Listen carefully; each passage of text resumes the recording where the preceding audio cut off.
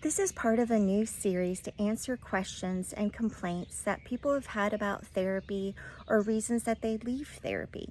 Why do therapists do that? So today's question is, isn't therapy supposed to make me feel good? Therapy is a unique relationship in which it is not a friendship, and yet it invites vulnerability. It invites honesty, but it's also a place of growth and empowerment. A quote that I live by is, progress doesn't always feel good. So for example, if I'm working on boundaries and I have a conflictual conversation with a loved one, and yet I set my boundaries, I practice the skills. Right after that conversation, I might not feel so good because it was a conflict, but I've actually made progress. So therapy is very similar in that. We're trying to break out of unhealthy cycles. We're trying to learn new things.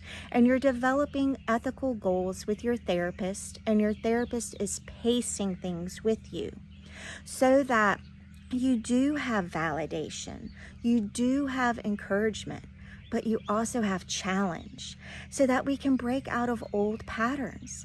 So therapy doesn't always make us feel good, but it doesn't mean we're not making progress.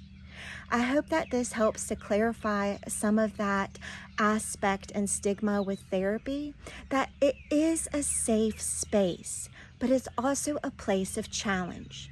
Now, this does not apply to professionals who are manipulative and abusive and not following their code of ethics.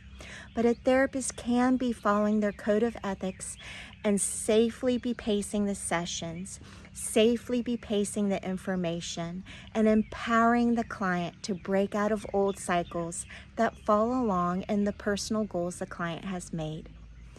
I hope that this offers kindness to your day and clarity.